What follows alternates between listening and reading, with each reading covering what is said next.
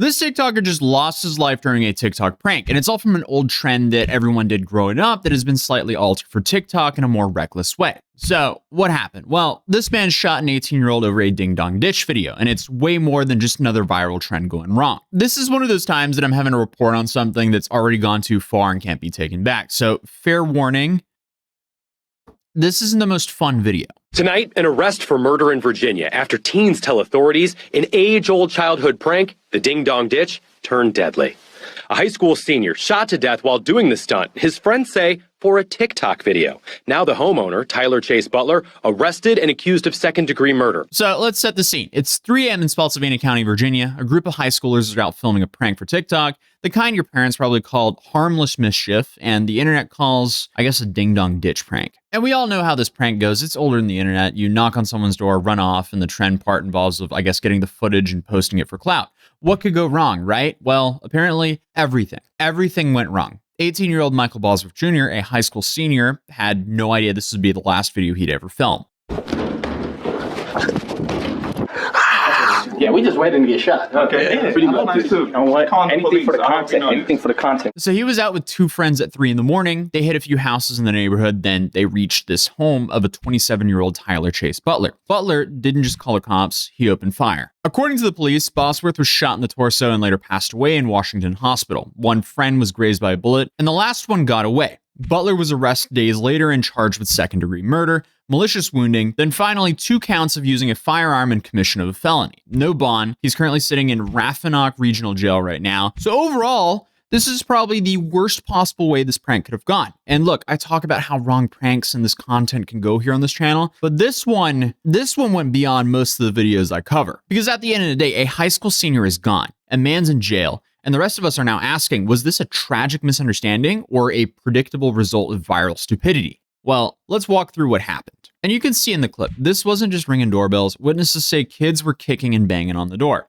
Loud, aggressive, almost like they were trying to break in. And that's exactly what I was talking about earlier with the altered version of the ding-dong ditch prank that's turned into a reckless TikTok trend. Here's myself from the past explaining this. It's called the TikTok door kick challenge. It's pretty self-explanatory. It's kind of like ding-dong ditching, as many of us grew up doing, unfortunately, except they got creative and they added some property damage into the mix, because why not? So it is what it is, I guess. After it gets dark, you run full speed from the street at someone's door and jump kick it. So not only are you damaging the door and the frame, but also waking and scaring the crap out of the people inside. Then on top of that, this is also happening in the US, and because of our Second Amendment, this can quickly become quite the extreme sport for the person doing this challenge. And you don't only have to worry about a potentially armed homeowner, but also the police, because obviously this is illegal. But that's not stopping this trend from being so big and viral that these pranks are now happening all over the US. And depending on what state you're based in, the range of your penalties can really vary here, because some people are getting hit with like a basic criminal mischief charge,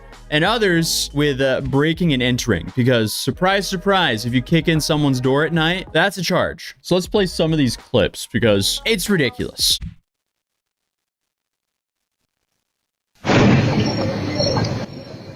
Yeah, the frame didn't like that one. Okay, so according to the witnesses, that happened. And I unfortunately hinted here on my past video on how this could be a fatal challenge. Unfortunately for the guys who did it, it was. The homeowner didn't think it was funny. He thought it was a robbery. So he did what most people would do here in the US if they thought their house was being broken into.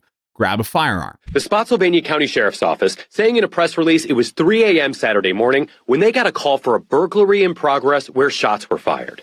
Deputies found 2 people with gunshot wounds on the scene. 18-year-old Michael Bosworth Jr. was transported to a local hospital where he died just hours before his high school prom. So Michael was hit in the torso. He later died in Mary Washington Hospital. Another teen was grazed and a third got away physically unharmed, but probably scarred for life. And this all happened hours before Bosworth's senior prom. His girlfriend wore his pink bow tie to the dance. That's not something anyone should ever have to do. And like I said, Butler's now sitting in jail, waiting for these charges to process. Overall, it's just an awful situation for everyone involved. Now, you might be asking, isn't Virginia a stand your ground state? Well, not quite. Virginia doesn't have a codified stand your ground law, but it does recognize something similar through what's called a castle doctrine. Basically, if someone breaks into your house and you have reasonable fear for your life, you can stand your ground and essentially eliminate the target. But the key here is you have to have a reasonable fear. But, and that is a big but, that legal protection gets really fuzzy if the threat is outside your home or if the person is retreating when you shoot. Because if Butler fired through the door or after they started running away, that might explain the second-degree charge. So let's break down the charges here. First, the second-degree murder charge here. The penalty in Virginia can be anywhere from like 5 to 40 years in prison, which, I mean, that's a terribly wide range. He also has a malicious wounding charge, which has a potential of 5 to 20 years in prison. And that one also has a mandatory minimum of 5 years in prison if a weapon was used. And finally, he has 2 counts of using a firearm in the commission of a felony. For a first-time offender, that's a 3-year mandatory minimum. And because Butler is charged with 2 counts, that's a minimum of 8 years just for the gun charges. And that has to be served back to back in addition to the sentences for the other felonies. So the total potential sentence here, if convicted on all counts, is a minimum of likely around 13 years and a maximum of 65 plus years, which is just, it's insane. I mean, that is a hell of a way to ruin your life in 2 seconds for both the shooter who might spend life in prison and the kid who lost his.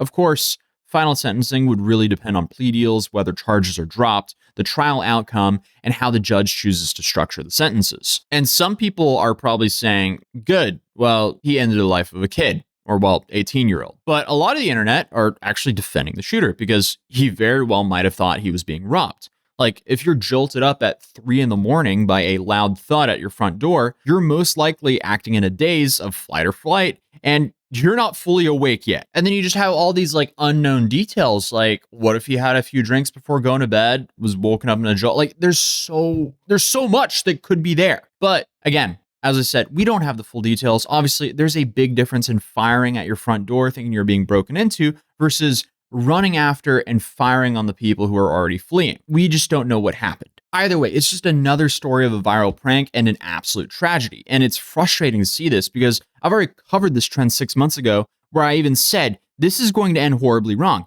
And it did. No matter who's at fault here, you don't kick people's doors in at 3 a.m.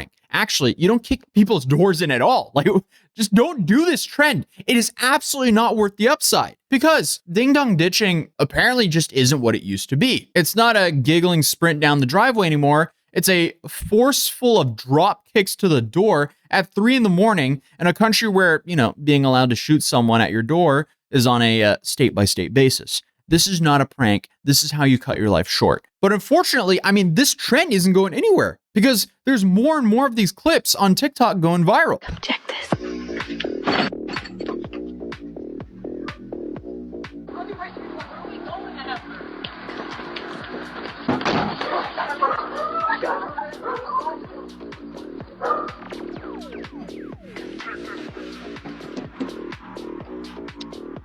And look, I'm obviously trying to be sensitive to this because this is an awful tragedy. It really is. But I'm shocked someone hasn't been shot from this before now. Because look, Michael Boswell Jr., he wasn't a hardened criminal. He was a 3-sport athlete, lacrosse, football, wrestling, a senior at Massaponax High School with his whole life ahead of him. His girlfriend of 3 years wore his bow tie to prom. His classmates held the Virgil. The entire community is in mourning. But no amount of tragedy erases the reality of what him and his friends did was dangerous. It was reckless. That was a stupid decision that cut his life short. So now we're kind of left in this gray zone, legally and morally. Was Butler's fear justified? If so, the charges may not hold. If not, yeah, his life is over, basically. If the teens were already fleeing and if the shooting happened through the door, then we might be looking at a case of excessive force. But also, even if he shot through the door, I mean, there's still room for an argument there, even though that is a terrible judgment. But I mean, it's just such a shitty situation because who is operating at a logical state being jolted up at 3 a.m? So yeah, either way, before you rush to a judgment on either side, understand this is a messy, tragic mix of bad judgment